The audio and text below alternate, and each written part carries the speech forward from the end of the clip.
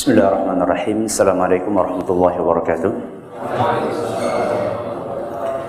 Alhamdulillahirabbil alamin. Wassalatu wassalamu ala nabiyina Muhammadin wa ala alihi washabbihi ajma'in wa ba'd. Ayyuhal ikhwah, merupakan sebuah kebahagiaan tersendiri pada pagi yang sangat cerah ini kita kedatangan tamu istimewa. Sudah tidak asing lagi nama beliau, Dr. Erwandi Tarmizi MA. Sebagaimana yang saya katakan semalam, beliau adalah senior kami ketika kuliah di Saudi. Beda fakultas, beda kampus, ya. Karena beliau di Riyadh, sedangkan kami di Madinah. Beliau di jurusan fikih, ana di akidah. Maka mohon dimanfaatkan sebaik-baiknya keberadaan beliau, karena setelah ini beliau akan ngisi di UMP untuk mahasiswa ekonomi yang ada di sana. Maka keberadaan beliau di sini mohon dimanfaatkan sebaik-baiknya. Demikian mukadimah singkat dari kami. Falyatafaddal masykuran ma'jur. Jazakallahu khair, Syekh. Assalamualaikum warahmatullahi wabarakatuh. Alhamdulillah, wassalatu wassalamu ala Rasulillah wa ala alihi washabihi tabi'in wa ba'du. Ikhwani tulab, ana dulu juga seperti antum belajar dan tidak pernah terbayangkan bahwa suatu saat saya jadi doktor, jadi begini, jadi tidak pernah terbayangkan. Yang terbayangkan di waktu anda itu setoran hafalnya bagaimana, hadisnya bagaimana, ini bagaimana. Sudah, jangan terlalu panjang berpikir saya nanti mau seperti film, bikinlah susah. Apa yang ada depan anda, perbaiki, makan dengan bagus, lahap, makan materi-materinya dengan ikhlaskan Allah Subhanahu Wa Taala. Memang pada saat ayyam talab, pada saat anda menuntut ilmu, paling membosankan sekali. Tetapi ketika nanti anda selesai dari talabul ilm, ketika masyarakat sangat membutuhkan ilmu anda, ketika anda memberikan manfaat kepada masyarakat, pada waktu itu anda memanen hasil Allah letih jenuh selama ini. Ya. Siapa yang kuat dulu menghafal Quran, menghafal hadis Rasulullah, pelajari ini, baca materi ini. Siapa yang kuat bosan, menjenuhkan, nggak dapat uang, nggak dapat apa, bahkan dapat marah dari guru cuma. Ya. Tapi ketahuilah, bila ini anda lewati dengan kesabaran, keikhlasan kepada Allah Subhanahu Wa Taala, ya, maka Allah Subhanahu Wa Taala akan bukakan pintu ilmunya kepada anda dengan demikian. Seperti Ibn Abbas radhiyallahu anhu, ketika dia menuntut ilmu, dia kan kecil. Ketika Rasulullah SAW wafat, umurnya sekitar berapa? 10 tahun kurang lebih, ya. Pada waktu itu, kalau dia berpikir, ngapain saya ilmu pada umur segini? Kan sudah ada sahabat kibar. Masih ada Abu Bakar, masih ada Umar, masih ada Utsman, masih ada Mas'ud, masih ada Mu'adz bin Jabal. Ulama, pemimpinnya para ulama. Ngapain saya harus belajar? Tetapi itu beliau kesampingkan. Beliau belajar dari para sahabat, padahal status nasab beliau siapa? Anak paman Rasulullah, kerabat Rasulullah terdekat. Tetap datang ke rumah Zaid bin Thabit. Sahabat Rasulullah SAW belajar, duduk di depan pintu rumahnya sampai Zaid bin Thabit keluar. Siang terik duduk. Ketika Zaid membuka pintunya, dilihatnya anak paman Rasulullah SAW bin Abbas. Ibn Abbas, berdiri, kata beliau. Tidaklah begini kami disuruh untuk memuliakan para ulama kami. Zaid mengatakan begini kami dianjurkan untuk memuliakan keluarga kerabat Rasulullah SAW. Artinya kondisi dia, anak siapa dia, tidak menyebabkan dia untuk gengsi dan malas menuntut ilmu.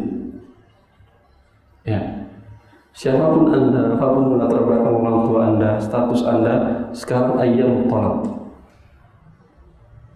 Tundukkan diri anda untuk mencari ilmu Allah Subhanahu Wa Taala ini. Ketika itu Allah bukakan pintunya dengan keberkahannya. Ketika selesai dari talabul ilm, pada masanya beliau menjadi terjemahan Al-Quran. Ya, sampai Umar bin Khattab mensejajarkannya dengan kibar sahabat yang senior dalam tafsiran Al-Quran. Dan bahkan Umar mengatakan tafsiran dia lebih bagus sesuai dengan apa yang saya pahami terhadap firman Allah Subhanahu wa taala, "Idza jaa Rasulullah wal fath wa ra'aitan nas yadkhuluna fi dinillahi afwaja fasabbih bihamdi rabbika wastaghfir innahu kana tawwaba." Beliau mengatakan tafsiran ini adalah menunjukkan ajal Rasulullah telah dekat. Karena agama Allah telah berjaya dan menang, berarti selesai tugas Rasulullah. Umar mengatakan, pemahaman tafsir kamu sama dengan yang saya pahami, kata Umar. Ketika Umar menanyakan kepada banyak para sahabat kibar, apa yang kalian pahami tentang surat ini, mereka hanya mengatakan tentang maknanya secara global. Tetapi ketika ditanyakan Ibnu Abbas, beliau menjawab dengan seperti demikian. Umar mengatakan sama dengan yang saya pahami. Ya. Di sini kelebihan ilmu syar'i, ya. Untuk menuntut tadi seperti itu. Sampai duduk di depan, Masya Allah mungkin nggak ada di antara duduk depan sama Ustaz. Ustaz, ini belum paham Ustaz. Materi ini saya belum paham. Tolong Ustaz, tolong dulu. Ya. Padahal Anda tidak ada siapa-siapanya. Ini anak paman Rasulullah dengan sahabat Rasulullah. Bahkan Zaid mengatakan, kalau kamu mau tinggal panggil aku yang datang. Tidak, ini ilmu. Maka lihat oleh Anda, beda keberkahannya antara guru privat yang datang ke rumah dengan muridnya yang datang ke rumah gurunya, merendahkan dirinya untuk syariat Allah Subhanahu wa taala. Jazakallahu khair. Tadi Ustaz minta 5 menit, sudah lebih saya sampaikan. Kalau ada yang ingin Anda diskusikan silakan. Ada yang mau ditanya silakan. Pada. Hai. Ya. Menyangkut gimana hukumnya ketika kita itu bekerjasama dengan sebuah lembaga keuangan yang kerjasama di situ itu di dalamnya ada beberapa poin riba, cuman secara prakteknya itu tidak melakukan poin riba tersebut. Jadi ini artinya ini mungkin dilakukan, mungkin enggak nantinya. Kalau klaimnya itu sih katanya enggak, ini cuma formalitas saja. Formalitas aja, tetapi ada di situ dan disetujui. Haram atau halal? Iya, jawabannya apa? Aku nggak tahu kan, sudah disetujuinya yang haram.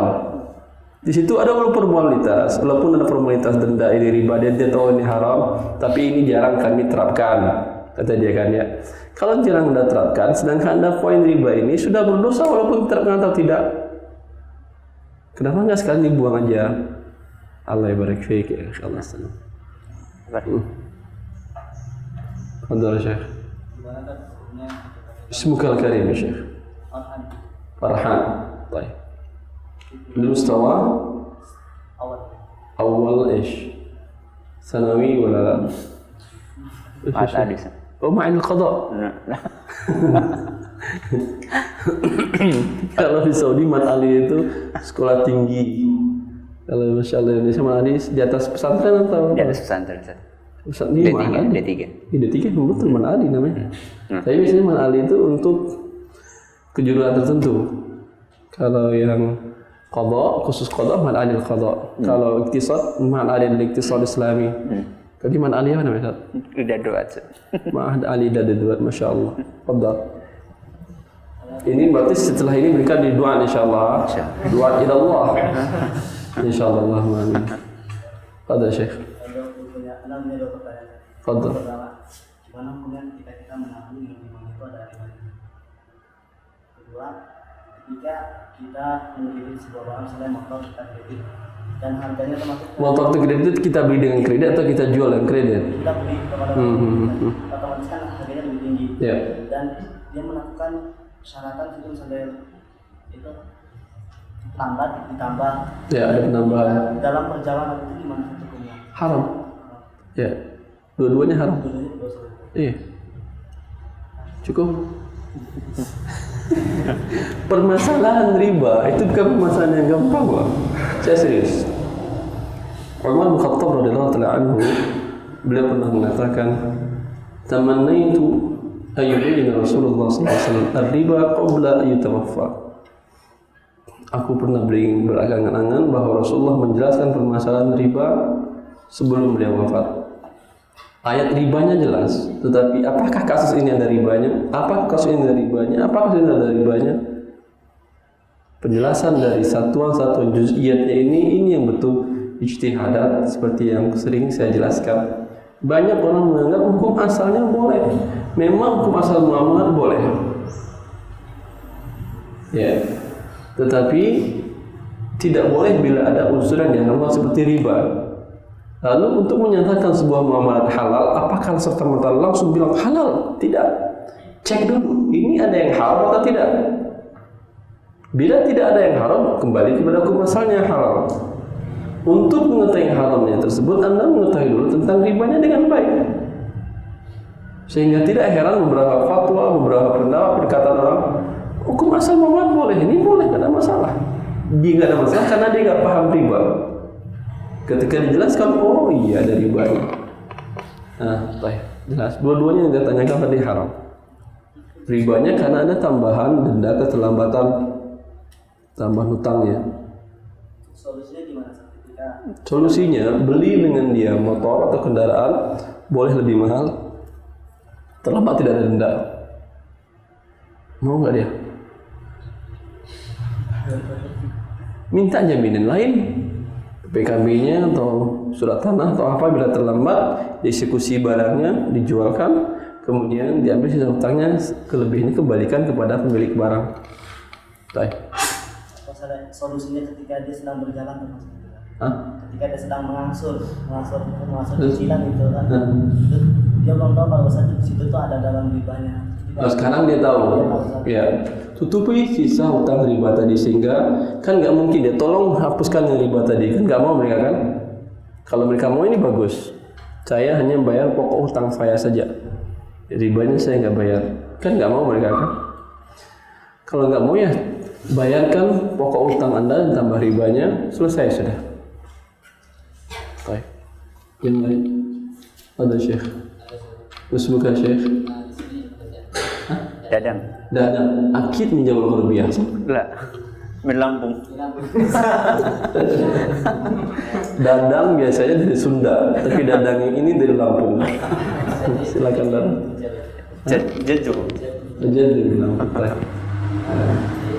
Saya baru pertanyaan yang pertama, sebenarnya enggak kalau kita bayar rekening, cuman bukan untuk nabung, cuma buat kirim sarana kirim buat dari orang tua anak. Bukan rekening untuk terima transfer dana. Rekening di bank syariah atau di bank riba tadi? Di bank umum. Di bank riba kan ya. Nggak boleh walaupun hanya untuk transfer. Bisa kan pakai rekening stok atau pakai alamat transfer. Sekarang kan ada itu apa namanya? Western Union. Nggak perlu pakai rekening-rekeningan. Lebih cepat kan ya? Berapa menit nyampainya langsung saat itu juga kan. Setiap masuk orang tuanya bisa Anda ambil di mana ambilnya, di kantor pos. Subhanallah. Bahkan tunggu di sana bisa lebih bagus. Kenapa masih pakai rekening riba juga? Buat nyimpannya saat gitu. Di bawah kasur Anda kan ada kan? Ketahuan nih yang lain hati-hati ya. Jangan bawa kasur di bawah bantal.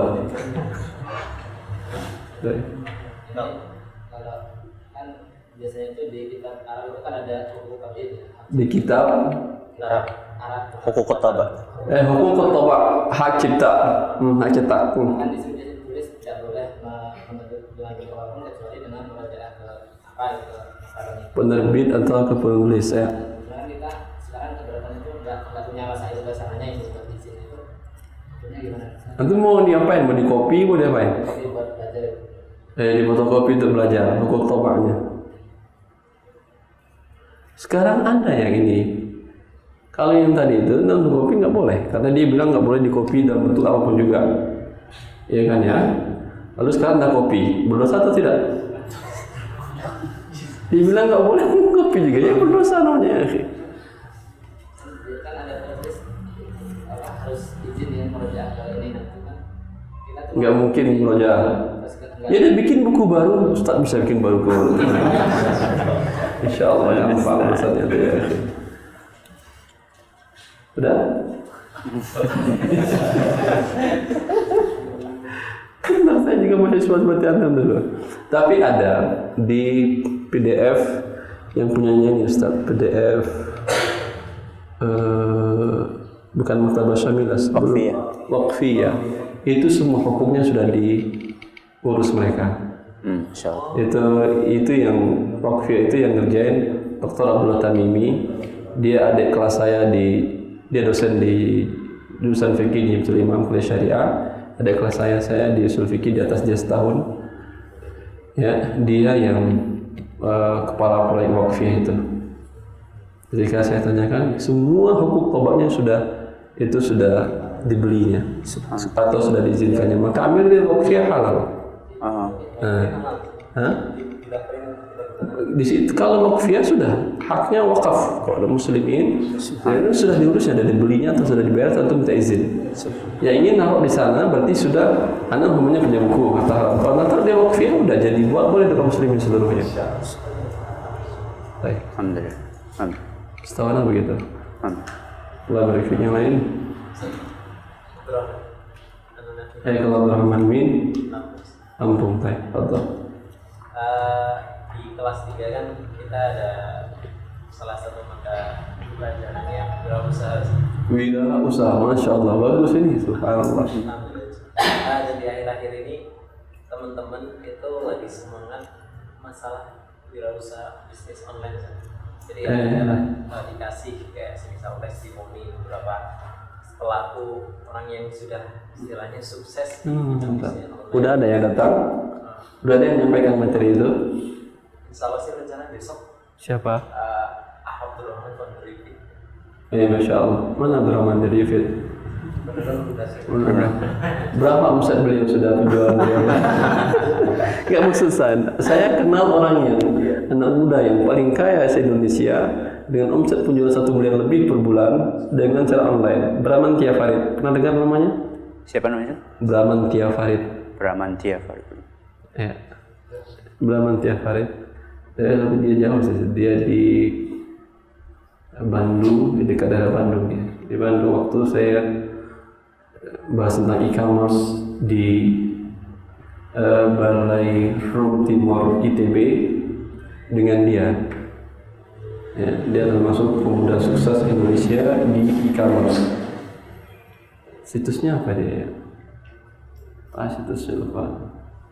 Begitu ketika Bramantia Farid muncul nanti namanya. Bramantia Farid. Iya. Kita sih kan bisnis online ada yang ya istilahnya yang haram halal, mungkin antum bisa ngasih rambu-rambu. Di buku Harta Haram saya jelaskan di rambu-rambu untuk bisnis online atau dropship tersebut. Pertama, Anda cari dulu suppliernya. Ya, bisa minta penawaran akad wakalah. Boleh saya jualkan barang Anda? Kalau mereka mengatakan boleh, biasanya mereka nggak kenal Anda kan? Arti wakalah, ketika orang beli dari Anda, ya langsung Anda bisa ambil barang dari dia atau dia kirimkan tanpa Anda harus bayar ke supplier. Itu wakalah. Kalau harus bayar dulu, berarti jual beli dengan dia. Kalau begitu nanti bayarnya kapan? Nanti hitung-hitungan nanti per minggu, per bulan, ya seperti marketernya dia kan. Ini membedakan antara akad wakalah dengan jual beli. Untuk itu, kalau dia nggak kenal dengan Anda, dia minta paling deposit.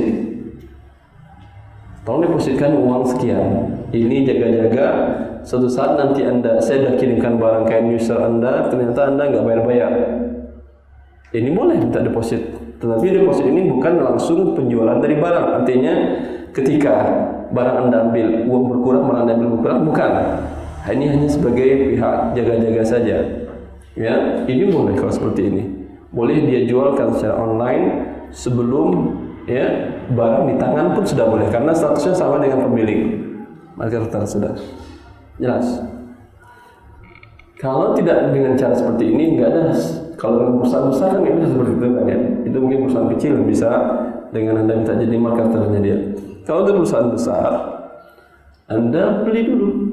Terima dulu barangnya. Bagaimana caranya? Datang ke gudangnya di perusahaan dia. Saya beli sekian pieces, atau sekian dus atau sekian lusin, saya beli. Ya. Kemudian terima mana barangnya? Itu barangnya. Tolong yang ini, ya, kalau nanti ada pesan dari saya, orang beli dari saya, tolong kirimin barang saya. minta kesepakatan masalah ongkos tanggung oleh Anda. Mau nggak dia? Mau nggak? Kalau Anda belinya banyak, mau dia. Siapa yang nggak mau? Beli cash, banyak jumlahnya. Risiko di tangan Anda karena sudah Anda terima barangnya. Karena repot kalau bawa umpamanya ke kota Anda. Kalau di sini kan repot, mau ngirim ke Medan lewat Jakarta dulu. Mau ngirim ke Surabaya lewat Jakarta dulu nggak? Udah tenang. Di Sulawesi lewat Jakarta dulu. Tapi kalau Anda langsung ke Jakarta, beli barang saya tolong nanti kirimkan langsung ke sana. Tapi terima dulu, datang terima dan jumlah besar tadi. Solusi lainnya. Diterimanya kita yang datang ke sana sebagai serah terima. Iya. Anda tunjuk wakil Anda. Bila belum serah terima tidak boleh diperjualbelikan. Yang lain? Anda mustawa berapa? Kru dari Ustaz. Kru dari ya. Mustawa akhir tadi. Karena budaya tentang kemarin karena di lingkungan kita termasuk di mayoritas masyarakat ini hubungan dengan waris biasanya kalau orang Jawa itu dapatnya 2 gendongan 1 pikulan. Kalau orang Jawa Apa itu? itu 2 gendongan 1 pukulan. nah, perempuan itu mendapatkan 2, laki-laki mendapatkan 1. 1 banding 2, 1 laki-laki, 2 perempuan. Iya, kalau di masyarakat Jawa kan seperti itu. Ini langsung lawan firman Allah ini ya. Allah bilang laki-laki 2, perempuan 1. Dia bilang enggak, kami sebaliknya. Nah, yang jadi permasalahan ketika seorang keluarga misalnya 3 beranak itu yang paling besar perempuan ini sudah dikasih tanah terus dibikinkan rumah. Dikasih tanah dibikin rumah waktu orang tuanya hidup. Yang lain nggak dikasih hibah. Yang kedua dibikinkan rumah juga. Dan yang ketiga qadarullah belum dibikinkan rumah meninggal. Ini bagaimana cara? Tanah udah tapi. Mana? Tanah sudah. Tanah belum. Tanah masih yang ditempati sama ibu itu aja. Berarti yang ketiga nggak dapat. Yang dapat hibah dari yang. Ini yang punya hak milik bapak atau ibu? Orang tua berdua. Masanya kurang paham. Kemudian mereka serahkan waktu mereka hidup. Iya. Yang ketiga ini belum. Enggak. Itu yang 1 dan kedua sudah setelah terima dengan orang tua mereka semasa orang tua hidup. Iya. Yang untuk 2 ini hibahnya sudah selesai sudah. Untuk yang terakhir, yang ketiga tanah yang tadi belum serah terima, nggak dapat apa-apa dia. Yang anaknya Ketiga, iya sisanya dibagi waris. termasuk yang mendapatkan hibah yang pertama. Ya iya, karena itu hibah, ini waris lain. Zolim orang tuanya, betul zolim. Ittaqullah wa'adilu baina auladikum. Rasulullah mengatakan bertakwalah kepada Allah dan berbuat adillah kepada anak-anak kalian. Dan dengan dia tidak berbuat adil. Terus